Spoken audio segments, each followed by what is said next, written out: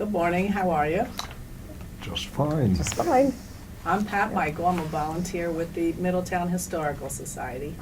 And I'm here with Keith Schneider, who is our videographer.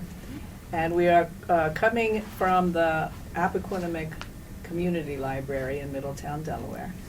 We're here to talk about the change in Middletown over the years as you've experienced it, and find out some information about you and your families. So I'm here with Allison and Dave Matsen, and they're going to interview together. So we'll get started. Each of you, what is your full name, and do you have a nickname? I'm Allison Keeney Matsen, and no, I just go by Allison. And I'm David Witt Matsen, and go by either David or Dave. Okay. When and where were you born? I was born in 1949 in Passaic County up in Paterson, New Jersey. And then I grew up in Bergen County until I was 10, and then moved to Delaware. I was born in Wilmington, in the Wilmington General Hospital on Washington Street, July 10th, 1938. And we lived in a suburb, well, initially in Wilmington itself on Getty Street, and then moved to a development on Bellevue Road near Bellefonte. And then when I was about 11, we moved to Chester County, Pennsylvania, to a farm.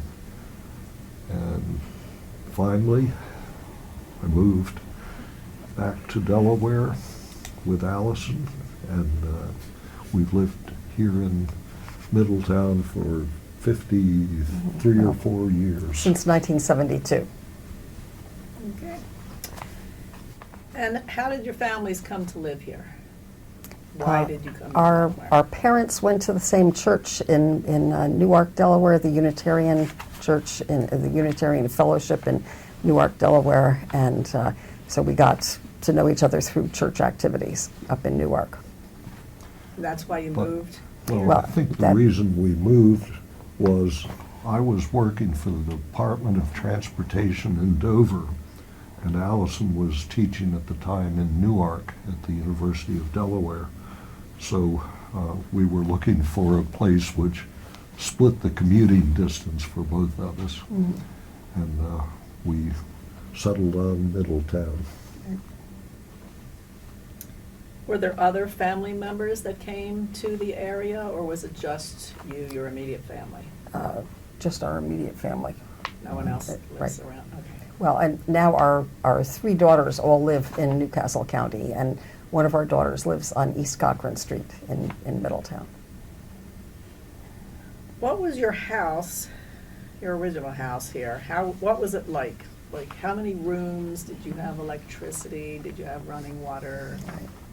When we moved here in 1972, we lived at 309 North Broad Street, which was Bertha Allen's old house, and it's now a strip shopping mall. A developer bought up all of the houses on the 300 block of North Broad Street.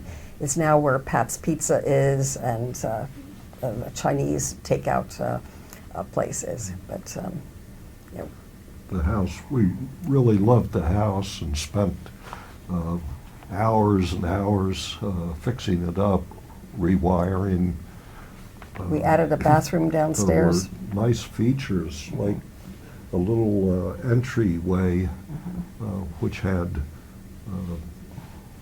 red and blue glass etched windows. I don't even remember. front, I mean, and- it was great for keeping out the cold. It was unheated, but it's like when you go into stores now where they might have a door closing behind you and then a door opening in front of you to keep the cold air out. Had nice plaster work in the ceiling on in the front living room, in the parlor. We did add a downstairs bathroom, and but it was darling. We had 3 bedrooms upstairs, and basically 3 rooms downstairs, the parlor and then the dining room and the kitchen. And and then a back porch, sort of a backslash side porch, which we used in the wintertime when our refrigerator didn't work. We just put the milk and things out on the back porch. That, yes, it was unheated, and we But enclosed. enclosed and glazed, so it was very light. And the houses still exists. We'll talk about that a little later, I guess. Yeah. It was moved, so it still exists. What is your earliest childhood memory, each of you? Good or bad? Positive or negative? I remember I was born when my family lived on Geddes Street in Wilmington, and we lived there for the first, first 5 years of my life. But I can remember standing at the front window of the house looking for my father, waiting for my father to come home.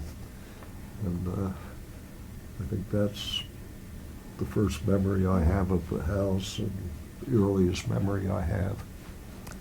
I was one of 3 girls, and we all shared the same bedroom, which was lovely. I mean, maybe now it's not even allowed in to have that many kids in one bedroom, but it was lots of fun. I was in the top bunk, and I'd have all my stuffed animals there next to me, and hardly any place for me to sleep because I'd want them all to have a piece of the pillow.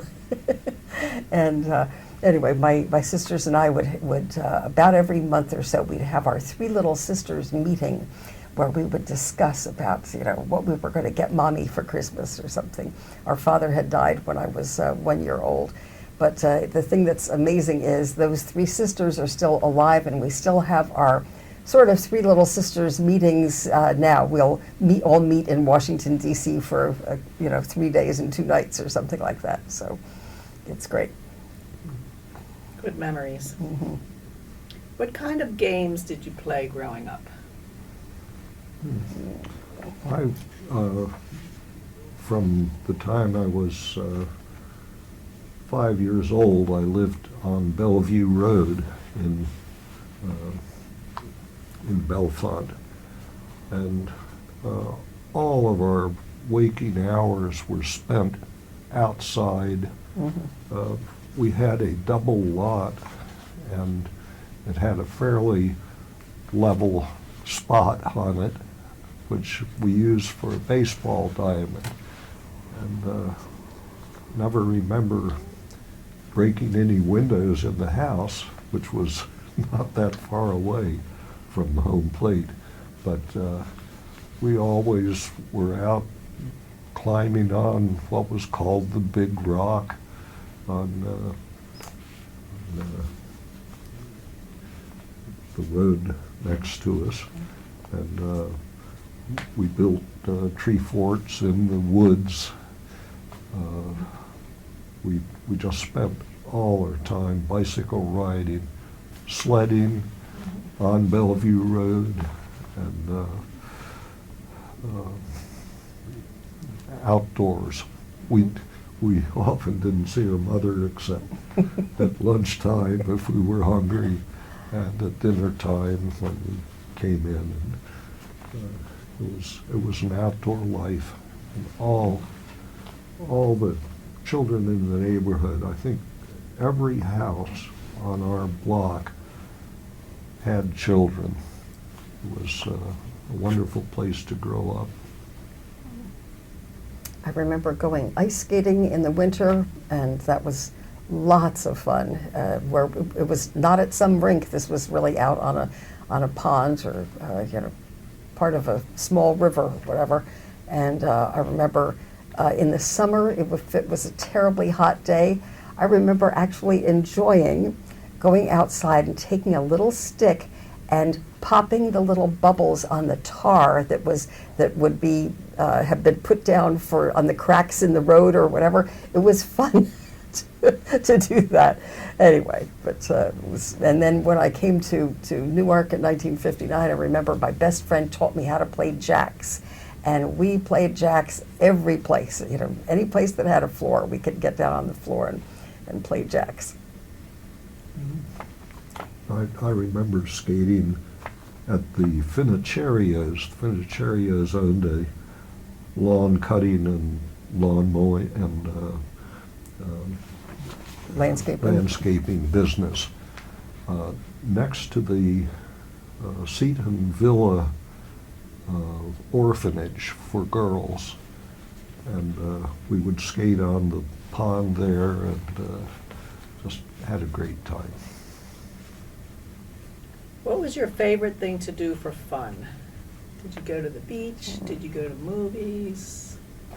In my life, we went camping a lot. We were living on a very thin shoestring, and but during the summer, then my mother would take us camping. She had read an article in the New York Times, I think, about how you could have a really enjoyable vacation where the kids had a lot of things to do, but on a budget. So she got us a tent and some sleeping bags and air mattresses and all. We went camping a whole lot just in the middle Atlantic places, and various state parks.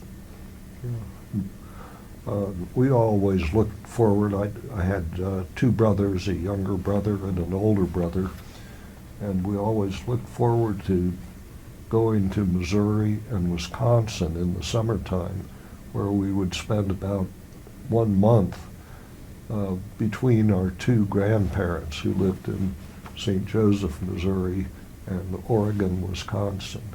And I think those times on the farm in Wisconsin and living in town in St. Joseph were really my favorite memories. What was school like for you as a child? What were your best and worst subjects? And where did you go to school? Well, when I was from kindergarten through 4th grade, then I was in New Jersey, in a little town called East Patterson, New Jersey, which is now called Elmwood Park. And I remember walking to school, coming home for lunch, then walking back to school. It was a very nice, safe neighborhood. I loved the reading. I was bored, silly with math. I remember my 2nd grade teacher taking forever to teach us stuff like, 2 apples plus 4 apples. And she would do pictures of each of the apples up on the board. And I remember thinking, oh God, please, I'm so bored by this. But I did love, actually, well, especially English, and then I went on to teach foreign languages because I loved foreign languages so much in high school. And then I also went to Europe, so that kind of solidified my love of foreign languages. And I began school in the Mount Pleasant School District in Wilmington, or north of Wilmington. And at that time, there was only one Mount Pleasant school on Duncan Road, which contained all grades of the district. And shortly after that, there were three other elementary schools built, and relieved the pressure on the school building. But I don't remember having any really favorite subject. I put up with all of them. And I went to Mount Pleasant School through 7th grade, and then my family moved to Chester County, Pennsylvania, near between Kemblesville and New London, near Newark. And when I was there, I went to junior high school in at Newark. Newark High School, because our township didn't have a school, so they had to pay tuition to whatever school we went to. Most of my friends went to either Avon Grove School or No, doesn't Oxford matter. High School. And So he's talking about the we- Newark High School that was on Academy Street in Newark. The building is still there, but it's Oh. owned by the University of Delaware Yeah, now. so in 8th grade, I started at Newark School on Academy Street. I was there 3 years and then went 2 years to Phillips Exeter Academy in Exeter, New Hampshire. So, Is that a college? no, it's a Prep school. prep school, Okay. a boarding Oh, prep okay. school. And You're the first person who's mentioned that. You know, sort of like St. Andrews is now. Yeah. Do you remember any fads from your youth? Popular hairstyles, clothes? I remember my eldest sister, okay, she's 5.5 years older, and I remember her doing all the kind of rock and roll type things, and, you know, teasing her hair and learning all the dances, and she taught me how to jitterbug. I remember that, and I remember when I came to Newark, then wanting to have my hair in a kind of a flip style. It wasn't a page boy, kind of the opposite of a page boy. It was flipped up, but anyway, she was my go-to person for how to put on makeup or whatever, and you know, how to deal with boys. It was lots of fun having her as a mentor. And for hairstyles, I was always pretty traditional, always parted my hair, but some kids had flat tops, and the Crew notorious cuts. Yeah, crew cuts. and crew cuts, and the notorious haircut style was the DA, duck's ass. And, I had a cousin a boy cousin who would spend hours in front of the mirror combing his hair up and then around, and it would come as kind of a, I don't know, almost like it looked like a tube or something in the front of his like over his forehead, because it came up and swirled around. But he would spend hours on getting his hair just right. That would have been in the late 50s. What were your favorite songs and music? Oh, I loved rock and roll, and I still do. It's so, you know, so good for getting the blood going and the heartbeat going and all that. It's just lots of fun, and usually kind of upbeat, but but I had a lot of classical music in my background. My father had bought a huge collection of the old records of all the famous, you know, Bach, Beethoven, and Brahms, and Mozart, and all that. So I listened to a lot of that as a child, and that's still my favorite kind of music. But to get up and exercise, I love rock and roll still, and music from the 70s and 80s and those things like that. records of Allison's father were all 78 RPM, very heavy, and a symphony would take 5 records or so. It was a different style. And I loved musicals ever since my grandfather gave me a copy of Oklahoma. He was from Kansas City, so he gave me Oklahoma, which had a very famous song about everything's up to date in Kansas City. And I must have been 11 years old at the time. My parents had just got an amplifier and speakers and a turntable, so we were up to date, and I collected musicals ever after that. Did you have any pets? And if so, what kind were they and their names? Now, Woody was our English Springer Spaniel, liver and white, and my father wanted a Springer Spaniel because they were very good bird dogs, and he was a great hunter in his youth, but after he came to Wilmington, he didn't hunt very often. But he wanted to train Woody to be a good bird dog. We just had one cat, I remember, when I was little, and I loved as I said, my stuffed animals. Had one that was named Fluffy, and that had real rabbit fur on it. That was my my go-to pet, but not really alive. And now we have lots of animals to take care of. What was your religion growing up, and where did you go to church? We were Could we Unitarians. take a drink? I want a glass of water. Do you want to continue with me, or? No, go ahead. Okay. Okay, pause about 2 seconds, and then Do you usually like me to be facing you, or Yeah. the camera, No. or Look around. look around? but basically everyone's talking to the questioner. That's what we've been doing before, so, okay, good, anytime. What was your religion growing up, and what church did you attend?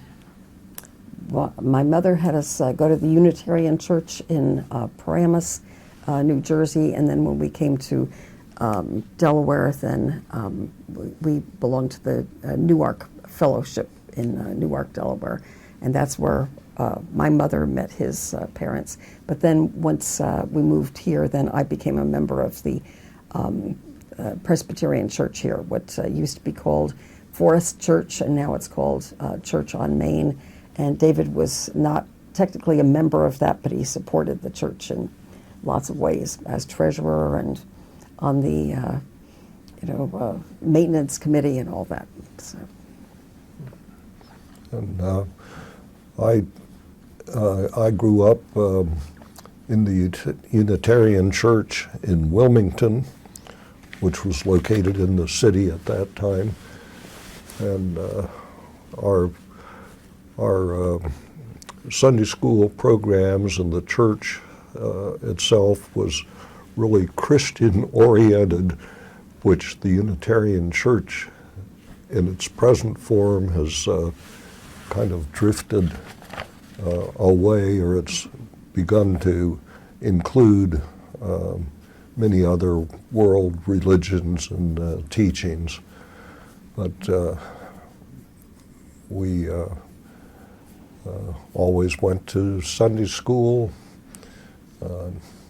Didn't you go to the Presbyterian one when you were Well, first when- out in Pennsylvania? Yes, after we moved to Pennsylvania, I went to a Presbyterian church, and my mother was, for a while, was one of the Sunday school teachers, and I remember she finally quit teaching because the teaching book that she was given to teach from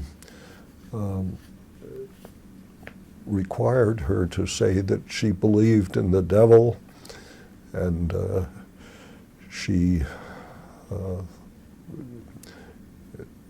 thought that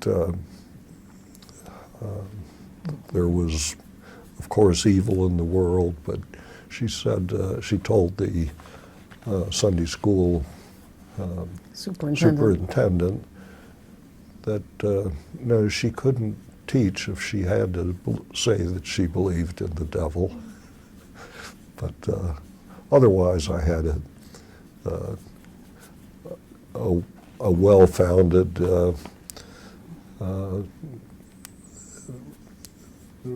He does really traditional- well with on Jeopardy when it has some category about the Well, Bible. So he does It's, well yeah, on that. I was well grounded in the Old and New Testament.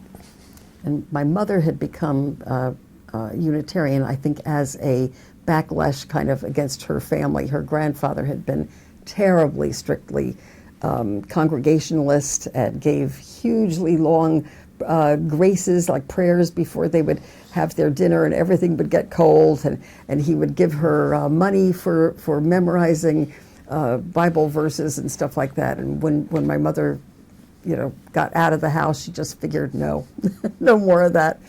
But her sisters and brothers still kept with the traditional, Christian denominations. Okay. Were you ever mentioned in the newspaper or other publication? Do you mean in the Middletown one, or? Well, that's where we're headed. but- Yeah, right. Well, yeah. In fact, since I am often at the Middletown Historical Society, I looked up the name Matsen in our searchable Middletown transcripts, and it came up a lot, mostly with our kids having been on honor roll or something like that. But sometimes with me doing something for AUW, or David doing something for the Appoquinimink Library, the Friends of the Appoquinimink Library, things like that, and the church. I think if you grew up in Middletown in the 70s and 80s, your name would appear in the transcript. That was a place where we recognized It was so sort of many, like Facebook is now. I mean, so many names in the Right. community. But you could really kind of keep up with what was happening and who was going with whom, or who was on what sports team or something like that through the Middletown transcript. What world events had the most impact on you while you were growing up? Did any of them personally affect you? Well, my father was in World War II. Of course, that was before I was born. But my father and mother were only married for 10 years, and 2 of those 10 years that he was off at war. So that sort of affected me. But I remember when I was in probably 5th grade, maybe 6th grade, in Newark at on Academy Street at the elementary school there, we had to go down into the basement and have all these drills when Kennedy had the confrontation with Cuba. It was the Bay of Pigs, is that it?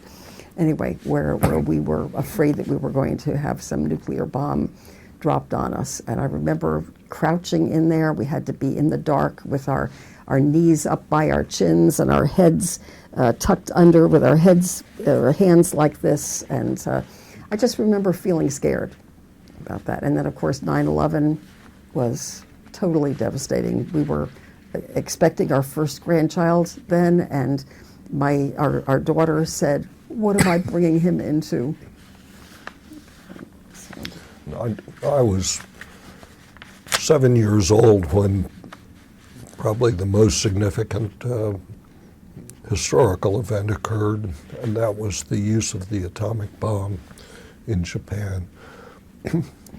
My father worked for DuPont, which was the principal contractor for developing the atomic bomb, and he never talked about any of the work that he was doing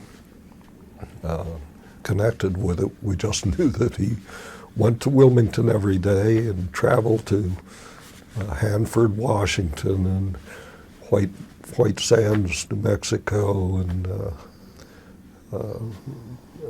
places all over the country where parts of the development of the bomb were occurring. That's pretty significant. Mm-hmm, right. And then afterwards, he would talk about it like with our children or something. He would say, "But this, it was terrible, but it was to have dropped the bombs on Nagasaki and Hiroshima. But really looking at the overall war, it really saved lives to have the war end then, rather than having more and more people get killed." How are holidays, for example, birthdays, Christmas, Easter, whatever you celebrate, how did you celebrate in your family, and do you have special family traditions in relation to these? Well, when I was a kid, I remember thinking, here's one more way that we are odd in our very Catholic, very Italian, Polish neighborhood. we were Protestants, and I realized later it's because my mother's mother's mother was German that we always opened our Christmas presents on Christmas Eve, and that is when the Germans opened their Christmas presents. So it had gone down from like the female line down to my mother that we would always open our Christmas presents on Christmas Eve, and then we would have our stockings in the morning of Christmas morning. But and we still do that. I think it's prettier, more festive to have your Christmas presents on Christmas Eve. And then for Easter, we do various things. Usually have the Easter egg hunt and all that around the house. But and Thanksgiving, we always have the usual turkey and get out the good silverware and ironed napkins and things like that. Pretty traditional. Thanksgivings are the holiday that I remembered and almost liked the most. Of course, I like receiving presents at Christmas time, but Thanksgiving was when my great aunt Helga Matsen, who had immigrated with her family from Norway in 1882. 1882.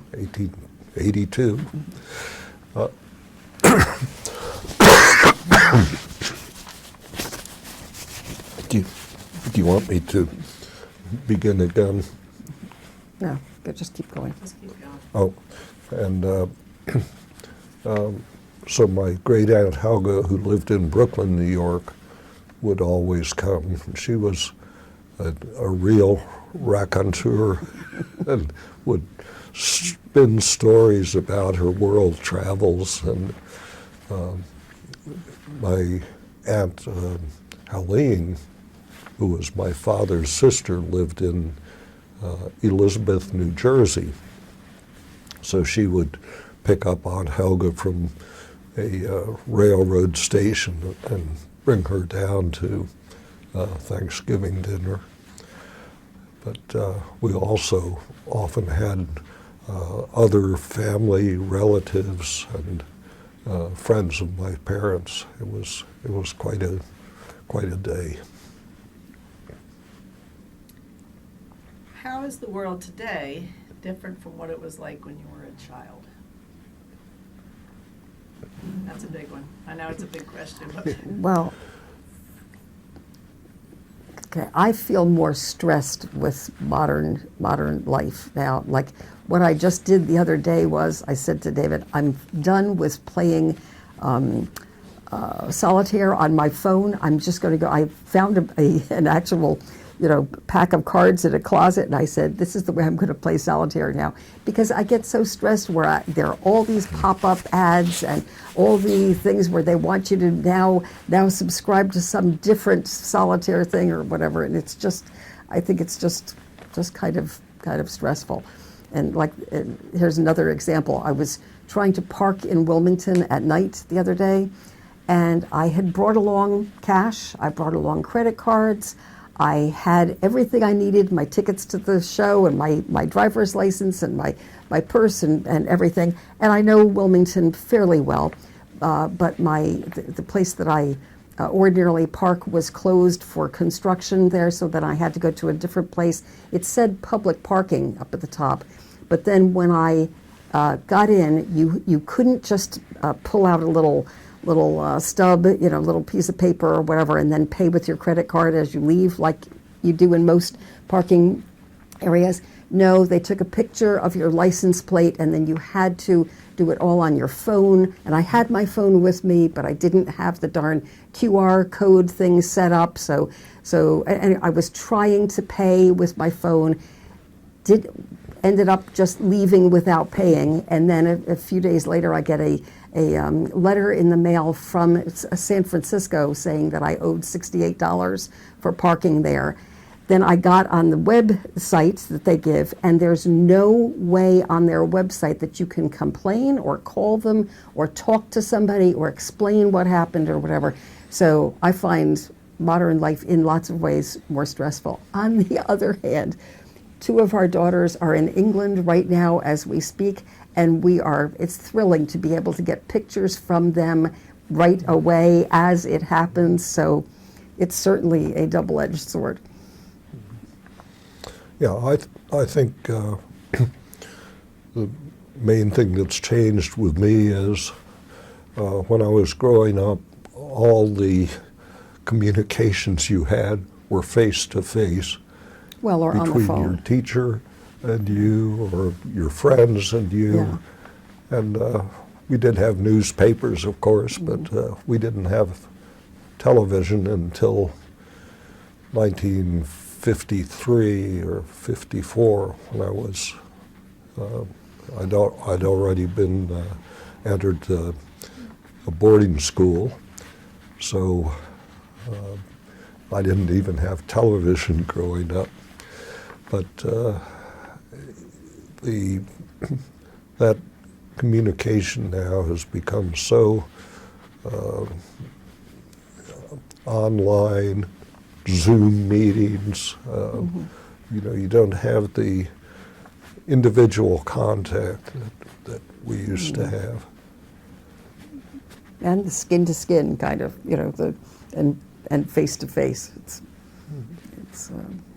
What do you know about your family surname, your last names, so your maiden name? okay, my last name is Keeney, and I've heard that that is Scottish, and sure enough, the Keeneys came over from either Scotland or Ireland. You know how there were a bunch of people from Scotland who had moved to Ireland at one point, and then they ended up in a place in Connecticut, a little tiny town in Connecticut called Scotland.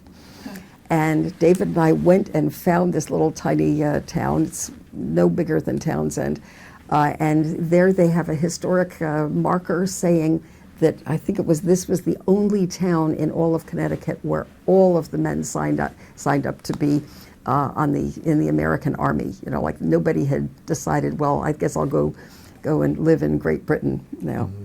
So they were all patriots. And my family name, Matsen, came from Norway. My grandfather was born in Kongsberg, Norway. His father's name, who brought his family to the United States, was Hans Jürgen Matsen. But before that date, before that time, the patronymic name system was not used. The father's name and his father's name was Nils. Was Nils Matsen. It's Mats Nilsson. right. So Mats Nilsson's son was Hans Jürgen Matsen. So what he means is Matsen means the son of Matt, and then that man's father was Niels or whatever, you know. So it was like son of Niels or whatever, or son of Matt. Yeah. So the family name changed every generation. But, If the father's name changed. which tended to first make genealogical research a little difficult with the name changing so often. Is there, well, you kind of said this, is there a naming tradition in your family, such as always giving the firstborn son the name of the paternal grandfather? Yeah, we were just talking about that. I don't know whether you know. What I have found is that is an English tradition, and I have done a lot of research on the families that lived around here in the 1700s and earlier, and then into the 1800s, and it actually helps when you're trying to figure out a genealogical tree there, if you use that idea of, you know, they would say like the first son was always named after the father's father, first daughter was named after the mother's mother, or whatever. They had a whole setup with that, so you can kind of put the pieces together more easily. Considering that we are celebrating the 250th anniversary of our country this year, what stories have come down to you from your parents, your grandparents, more distant ancestors about maybe their connection to our Revolutionary War, the beginning of our country. Kind of alluded to it Well, with your Scottish. right, yeah. I know that some of the Keeneys, and then I'm also a Candie, they had also fought in the Revolution. So a lot of my ancestors came to New England early, like in the late 1600s, early 1700s, and then were part of that great migration west where they ended up in, say, northern Pennsylvania or in upstate New York. So anyway, I know a lot about my family. And one thing that's marvelous is our middle daughter has taken up the the torch kind of, and she's done a lot of research on my family and his family, so we know even more now. And through Ancestry.com, which is great to have. One of the nice things about modern life is Ancestry.com. And one branch of my mother's family had settled in Shenandoah Valley in Virginia and lived there maybe a generation. And they were Germanic. They had come from Germany in 1780s or 1790s. And then they moved, they stayed in Shenandoah for a generation or so, and then moved out to Missouri. In Tennessee.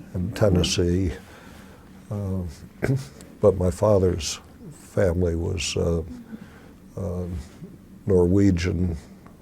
His father was born in Norway, and his mother belonged to an old German family who had been here since Revolutionary days. Right. So in his family, his parents sort of reverse immigrated. They came from the Midwest to the East Coast rather than always going further west the way my family did. But you can claim ancestors that were involved in the Revolutionary War. No, not that I know of. Yeah, actually, it's one of the things that maybe we could research, because he had very early ancestors in Swansea, New Hampshire, from his mother's side, I guess it was. Okay. But Might be something you can work on Right. between now and July. right. Are there any stories about famous or infamous relatives in your family that have been passed down? I don't think so. No? Relatively, No bloopers? no. Are there any special heirlooms, photos, Bibles, or other memorabilia that have been passed down in your family? We have quite a few photos going back to maybe the 1870s, something like that. My aunt, my mother's sister, wrote up, I think it was probably 20 pages about her grandfather, and then another one about her father. So we do have quite a lot of genealogical material, which I just love to read because it's largely social history. Just, nothing about wars and things, but just like how they actually got their food, or how they cooked or cleaned, or, whatever. Had fun. So. And the items which were passed down in my father's family that had come from Norway were a mixie, mortar and pestle. Mortar and pestle, right. Which had been used in Kongsberg, Norway. And that's And, 1697 or something is the date on it. It's very yes, early. It is dated, and then we gave it to our youngest daughter, who is a chemist, because we figured, well, chemists used to use mortar and pestles. So we had that, and some silver spoons, and From probably the 1870s, because they came in 1882 and had several children by then. we had an old butter churn and bellows by the fireplace. We had a horrible fire in our house. It was an attic fire in 2003, and that destroyed a lot of things, including a lot of quilts that my great-grandmothers had made. on both that's sides of the terrible. family. So yeah. But What was the full name, well, I was going to ask of your spouse, but you're here. What about your parents? What are the full names of your parents? okay, my mother was Hulda Louise Ray, and she married Roger Deo Keeney in 1940. And my father's name was Morris Matsen. No middle name. No middle name. And my mother's name was Bertha Rowena Witt. And then she married my father, so Bertha Rowena Witt Matsen. Mm-hmm. She always went by the name Rowena. And thus your middle name? My middle name is Witt, yes. Mm-hmm. And our grandson is named Jacob Witt Matsen. So So you do pass the name along. that's true. That's true. When and how did you meet your spouse? When did you, what did you do when you went on dates? I think our first big date was to go up to Philadelphia to see the lights at the Wanamaker building. That would have been in Christmas 1968. And then we were married on June 1st, 1969. But we had known each other for years. I think I was 11 when I first met him. But, Yes. At the I- church, is that? yeah, right. I was the leader of a youth group at the Unitarian Fellowship in Newark. There were probably 8 or 9 children in that. Right, and I was one of them. Allison was one of them. So that's how But we it was, met. I mean, I remember going to his parents' house before I ever thought of dating him. You know, his parents had a great big barn where they several times had square dancing, and it was just marvelous to have a real square dance in a real barn Yeah. with all the hay, you know, anyway, just with straw and all bales of straw and hay on the side. Where and when did you get married? 1969, June 1st, at his family's house in between New London, Pennsylvania, and Campbellsville. And it was we got married outside. It was good enough weather, and then had the reception around behind the house. It's a beautiful house, a colonial house. It was the most perfect wedding I've ever been to. And we're the cheapest too. I made my own dress. We did spend some money for the cake and some flower. You know, my bouquet, my sister's bouquet, because she was my matron of honor, I guess you'd call it, because she was married by then. But anyway, it was just basically a homegrown wedding kind of. We got the minister from Wilmington to come out and marry us. That's lovely. So. Right. This one, how would you describe your spouse, and what do you admire most about them? Oh wow! I didn't realize these would be the questions. You I don't thought. you don't need to look at I thought notes we for were going to this. be talking about We what we will. remember from Middletown. We will. Oh gosh. Say it again. What I describe How would him you and what describe your what do spouse, I? and what do you admire most about him or her? Wow, By the way, I forgot to mention that you are married. that's right. Yes. Put you on the spot here. I, Dave, you can go first.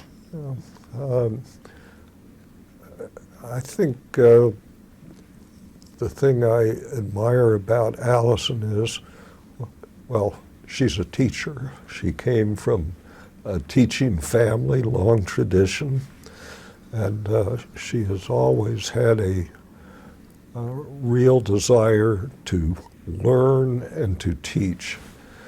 So I think those are the qualities that I really admire in Allison, and it has influenced our whole lives. Wow, I hadn't really thought about this. I guess what I could say is partly how smart David is in lots of practical things and how reliable that makes him. Like, I'll talk about two things. One time we were out west, this was in the 1980s, we were out west in a camper with all our 3 daughters, and we were stuck. It's a long story, but anyway, I'll cut to the chase. We were stuck in the middle of nowhere with a dead battery. And I mean really the middle of nowhere. David had the smarts and I was panicking. He said, no, it'll be okay, it'll be okay. He got he knew that we had some wire coat hangers, and he jump-started the engine from the refrigerator using wires around the outside of the refrigerator, or the outside of the van. There was another time where we were actually in Middletown. I had just had my second daughter, and she was maybe 1 week old or something, and I started hemorrhaging. And this was in 1973, when there was a horrible time with the lack of gas, I guess, for the trucks or whatever. The trucks were going on strike. The trucks would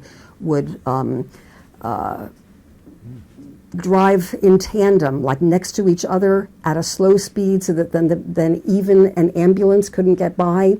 So I was in an ambulance with David, and David said to the man in the ambulance, the EMT or whatever, "Aren't you going to put pressure on her?" And he said, "I'm, where I was bleeding." And so David just elbowed him out of the way and put his fist into my crotch, basically, to save my life, and I almost died. I mean, by the time I got to the hospital, I had lost a lot of blood. But if he hadn't done that, I think I would have died. So Wow, it's that's just, pretty if amazing. you want him on your team when the chips are down, kind of. He's always got a really brilliant way to solve problems. He's a great engineer in lots of ways, and he is an engineer, by the way. Very nice. That's a nice story. What did your family enjoy doing together? Your family enjoy doing together? We played lots of cards. I remember we'd play chess.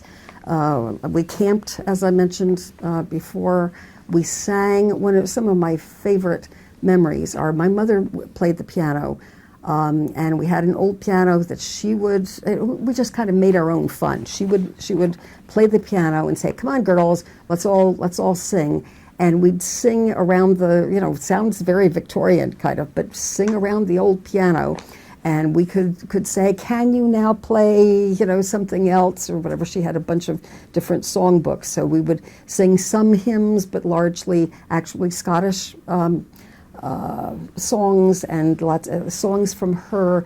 I think it was called the Glee Club book or whatever, where it was from when she was in a chorus herself. And so we just sang lots of songs, and it was marvelous. We made our own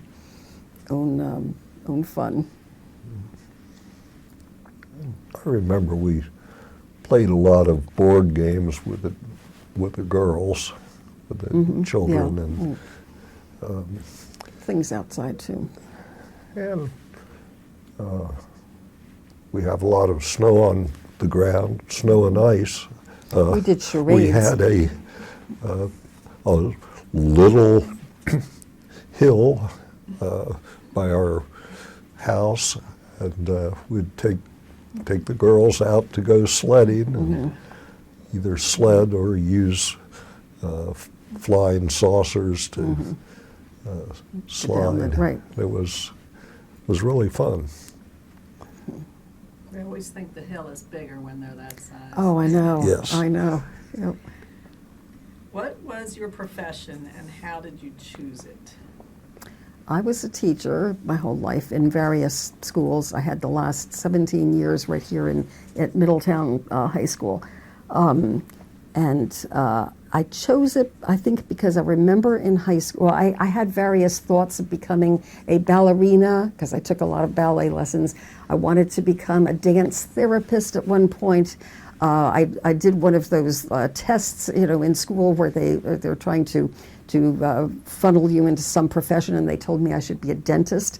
I thought, no thanks, don't want to be a dentist. But I remember in high school, I was probably a sophomore, and looking at my teacher in German class in front of me and thinking, I could do that. Like, I could see myself doing that. I had thought of being a nurse. My mother said, oh no, you'll just be emptying bedpans the whole day or something, which was somewhat true back in the old days. But anyway, I'm glad that I chose teaching in foreign languages. I just thought, I could be comfortable in front of some students and, doing that. I was a civil engineer and worked for the Department of Transportation in Dover. I think when I was growing up, it was just kind of expected that I would become an engineer because my father was a mechanical and chemical engineer, and my older brother John had become a chemical engineer and got his doctorate at Columbia University. So I was, and my father's cousins were all engineers, so I think I was just kind of expected to do that. And I choose civil engineering because I was interested in city planning and civic projects. And so Let me ask you this next question individually, based on your work. And keep in mind Middletown for this one. You work for the Department of Transportation. As Middletown has changed, what statement might you make about how transportation has grown or expanded, or what effect it has had on the town of Middletown and the area around us? Well, and I started working for the planning department in the Department of Transportation. And at that time, Middletown was designated as a huge growth area for the state, and didn't have a lot of infrastructure, but it was on the state maps and state plans. Middletown was the area. Well, that didn't actually occur until probably the 1990s Until Route 1 came in, when it really started to expand. Yes, Route 1 was built just 2.5 miles from Middletown. And now 301. And now 301, and that maybe that hasn't affected the size of Middletown very much, but transportation became a lot easier. Commuting became easier from a distance. A lot of people in Middletown were coming from Philadelphia area and commuting back to Philadelphia for jobs. And for me, when I started working for the Department of Transportation, I lived in New London, Pennsylvania, and commuted probably 35 or 40 miles every day. With a driving pool. Well, that you met. we soon formed a driving pool, and that driving pool was kind of interesting. Bob McDowell was one of the members. From he lived at 111 North Broad Street, His wife Ruth worked in the library, which at that time was in the old Academy building, now used by the Middletown Historical Society. And Jack Sparks. then another member of the driving pool was Jack Sparks Jr., whose name was Sparky. And his father, Jack Sparks, was the really kind of founding father of the Middletown Historical Association. Gave a lot of things from his personal collection to establish the original artifacts and belongings of the Historical Society. Also, there was a woman named Carleen Foraker. She was an Her name Unruh. Her maiden name was Unruh, and came from Odessa. So we had this driving pool for probably 20 years. It just continued on for a long time. And Yeah, the 70s, 80s, 90s. Actually, it was more like 30 years. yeah. But the railroad, I think, no longer had any passenger service serving Middletown. That had been the big communications path for 100 years. But Why did that stop? Do you know? lack of ridership. And I guess the construction of the DuPont Highway made it easy to commute to Wilmington and northern Delaware. So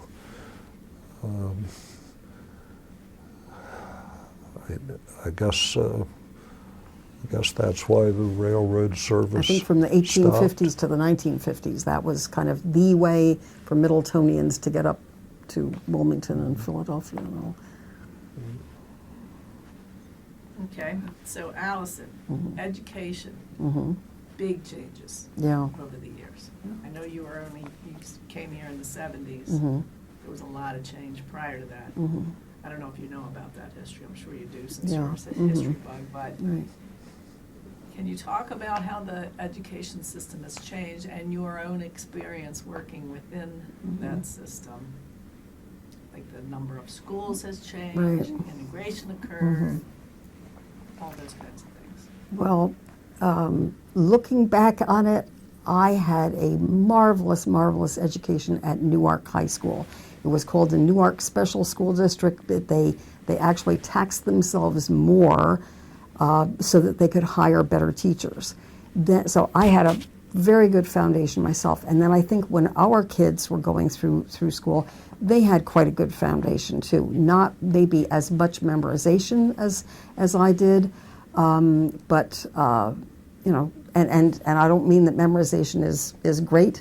Like for instance, when I was being taught about the Civil War or whatever, it was too much, memorization. But then I think there was less when our kids were going through the school district here especially in the 1980s and early 90s. And I started teaching at Middletown in 1987, and we eventually we had about 1,000 kids at the high school then, and really actually it was more like 800 or so. But then in a few years we got to be about 1,000, and I think that's about ideal. You have enough kids there so that you can have several sports teams, several things like drama and chorus and all that. You can offer a couple foreign languages, whatever. But then by the time I was out of the school system in 2004, we had 2,000 kids in the building, and that was too many. You just couldn't really know these kids to even, like we were always told at school, at teachers' meetings, now be sure to write down the kid's name of somebody who's acting up out in the hall. I usually didn't know them, and I'd look around for some kids that I did know to have them tell me who this was, and they said, I don't know the kid. So I think it got to be too big. Then our grandkids or two of our grandchildren graduated from the Appoquinimink School District here, and I really think that they didn't have as good an education because it got to be too little memorization and too much sort of touchy-feely sort of stuff about what would you have done if you were, whatever, a Revolutionary War soldier or something like that. Just a little bit too much of the touchy-feely kind of stuff instead of, and not nearly as much memorizing. So, like I took our granddaughter who grew up in Middletown to Italy, and I said something about, I'd always kind of wondered when this particular person was in power in Italy, and it was 1861. And I said to her, "Oh, that'll be an easy date to remember for Italy because something big was happening in the United States in 1861." And she looked at me totally blankly. And she and her brother both graduated from Appo High School, and I thought, come on, there was too much memorizing when I was little, and going through the schools. But now I think there's just too little memorizing, where they don't want to, sort of constrain the kids at all. Just my thought. Okay. What accomplishments were you the most proud, each of you, over your lives?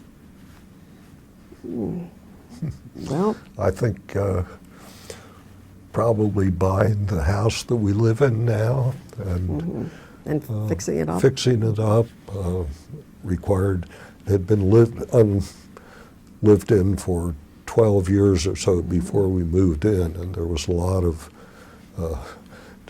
fallen down plaster ceilings. Yeah, lots of work that had to be done, but we just spent a lot of time decorating and painting and fixing up the house. Well, and we've saved two houses by moving them. The house that we lived on at 309 North Broad is now at 20 East Lake Street. So David was very,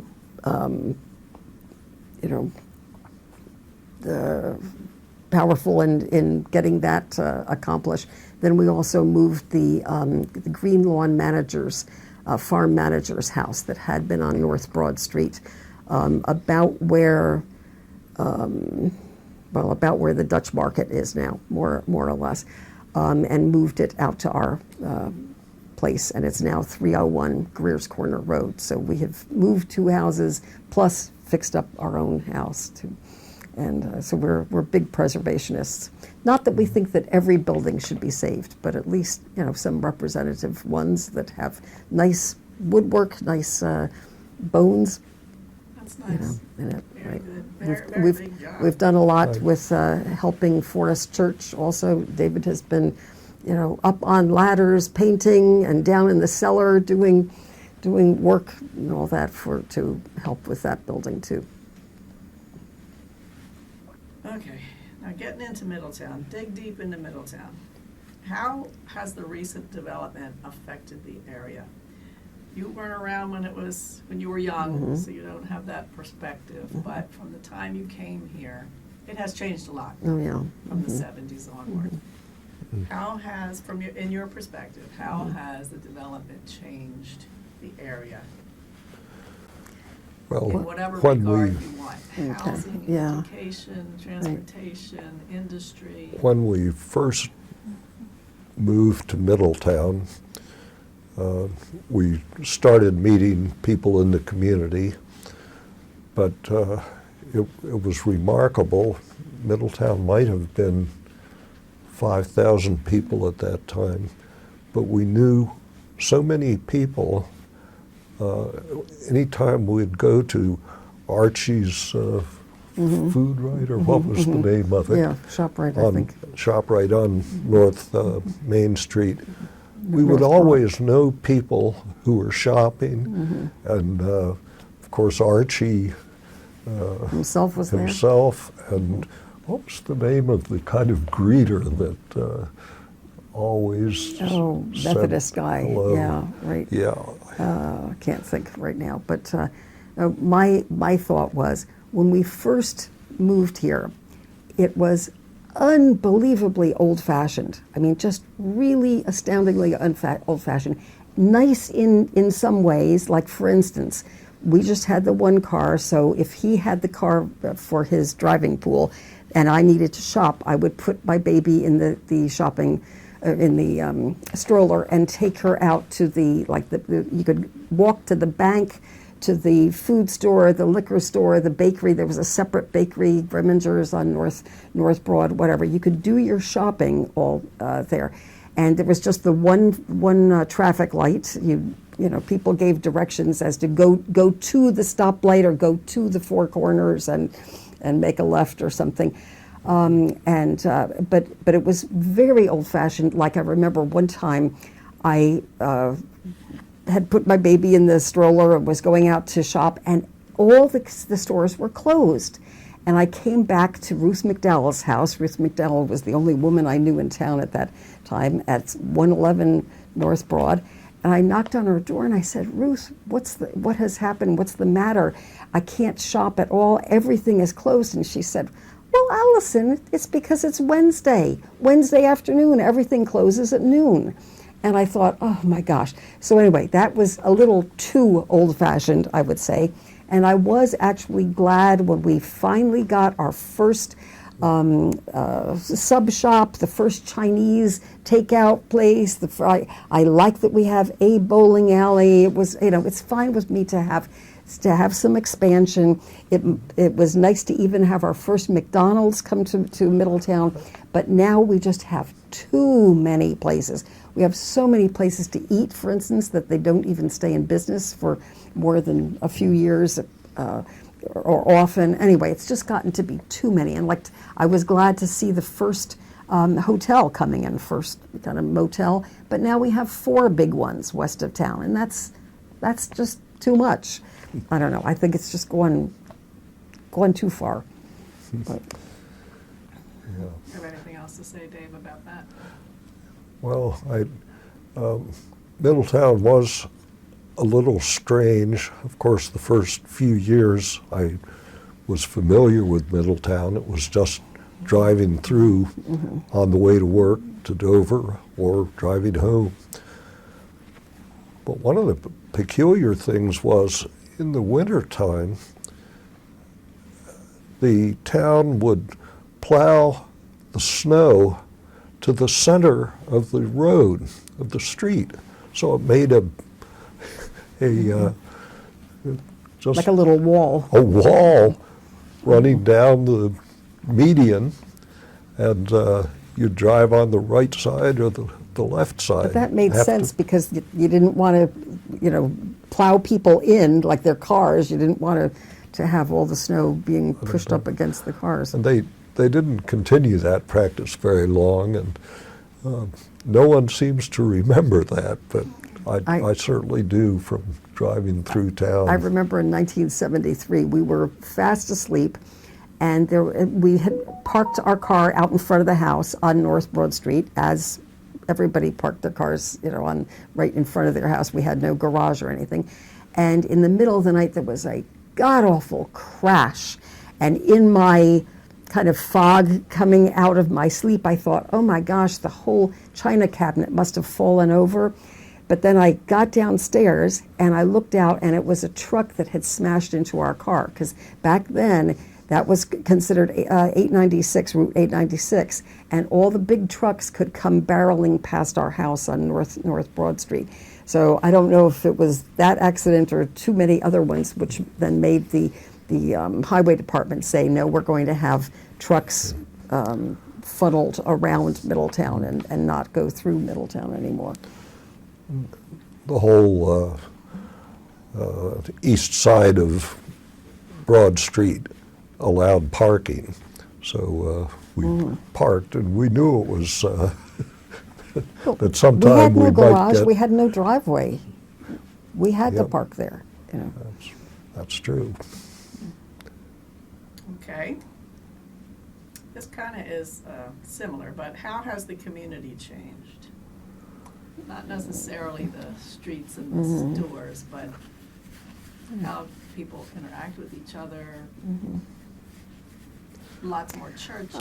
Yeah, right. But, I think there are some things that are really good, like for instance the Everett, does a whole lot of community stuff. Even the historical society does. There are a lot more groups now. I remember we were in the big ball things that were fundraisers. So it's nice to see that there are a lot of fundraisers now. Where people still have a sense of community, but. When I go to the Acme or whatever, Walmart or something, I seldom see anybody that I know, and so that's a little discouraging in a way. What do you want people to know the most about yourself, your family, your business? Anything else you want to say about you? Well, I want to Over be the years, okay. You know. I think I can take some credit maybe in helping people who live here to be proud of this area. Like through the work with the Historical Society, I want to show them what our history is. And I remember when I taught at Middletown High School, the kids who were obviously from around here would act like, oh, Middletown, like middle of nowhere, oh, what a nothing kind of place.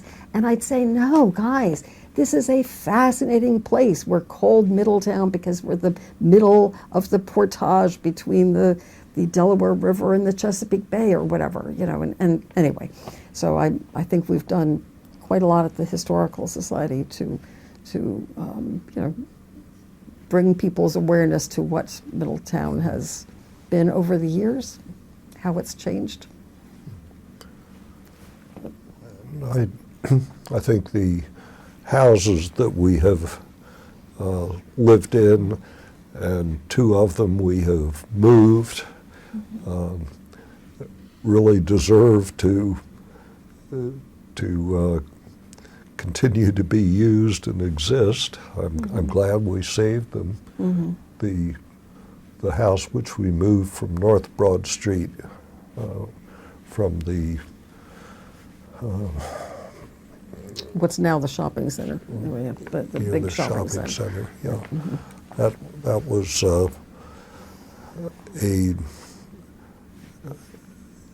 a cross-shaped, crucifix-shaped Cruciform. house. Was a Victorian Gothic kind of design, and it's 1850s. been shown and photographed and sketches made in several books on Delaware architecture. And the house we moved to, Lake Street, was really a little gem, and I'm glad that they survive. The house we live in now, we had a terrible fire in 2003, and it was the whole roof and structure of the house, of the attic, was burned, and all our collections in the attic were burned. Water damage and chemical damage seep down to the first floor. But we stuck by we it. saved that. Our sister-in-law said, just bulldoze the house and build a new one.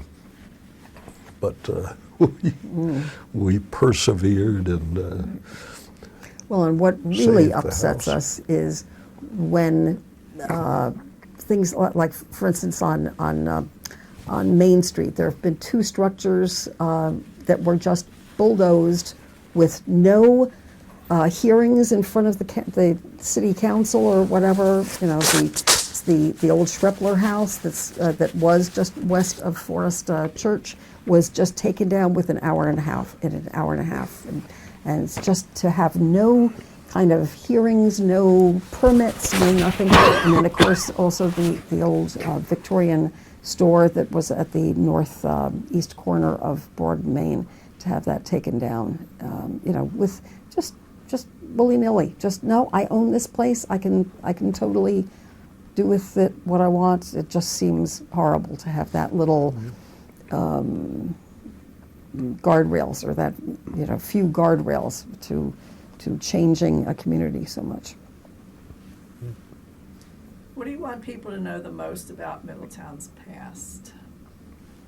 Middletown's what? Past. Oh. That it really is a crossroads, or was built as a crossroads. Lots of towns grow up, like say Philadelphia, for instance, became, you know, a city because of trade, because of having the Schuylkill and the Delaware River come together or whatever. And sometimes you'll have, you know, maybe a religious community set up, like Rehoboth got started because it was a religious community, a summer camp. But Middletown got started because it was a crossroads, even before the white men came here. It was a crossroads of paths, of Indian paths, going across the Delmarva Peninsula from the Delaware watershed over to the Chesapeake watershed, and also the track that was going down what you might call the spine of the peninsula, the highest land of the peninsula. So even in prehistoric times, it was a cross path kind of thing. Then in early days, it was crossroads. Early days of the European settlements, it was crossroads, and you know that it's just always been a trading place and crossroads. So, You all right, Dave? pretty neat. I was wondering if he was all right. Do you have anything to say about the past, or? Well, I I think know you're intent on preservation, and you're doing a good job. yeah, the main road through Middletown was the north-south road, which in King's the colonial days was the King's Highway. And, Then the lower Kings Highway became more or less Route 13. It was considered the lower Kings Highway.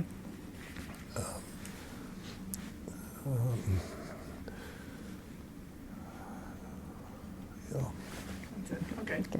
So I know you brought some notes, and maybe I didn't ask about those things. Is there anything else you would like to say to include? Can we stop it for a minute? I need to check if we have a dog in our car that I want We're to make almost sure that done, she unless has. you Oh, don't okay. have anything All to right. say. Okay. I can just give you these things, or I can just file these in let's see. Okay. This is how we came to move here and all that. Let's see. David was president of the PTA in Townsend when our kids went there in the late 70s and early 80s.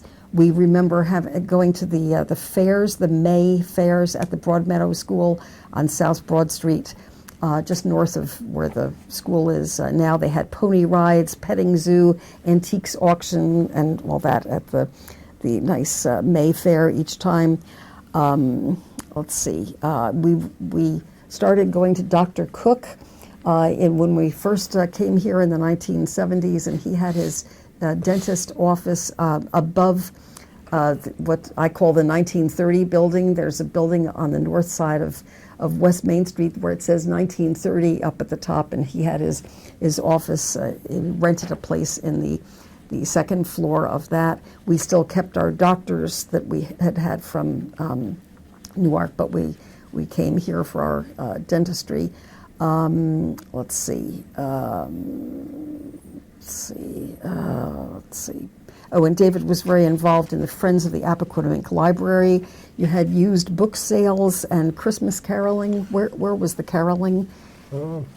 We usually walked around several blocks and sang mostly in front of the Academy building.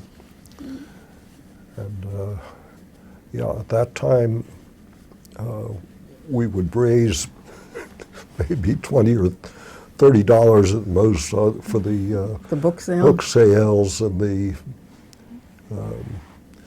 flea markets that we had, and had no idea that this new library, which we're being filmed in right now, would be built. It's just, it started with a small group that were called the Friends of the Appoquinimink Library.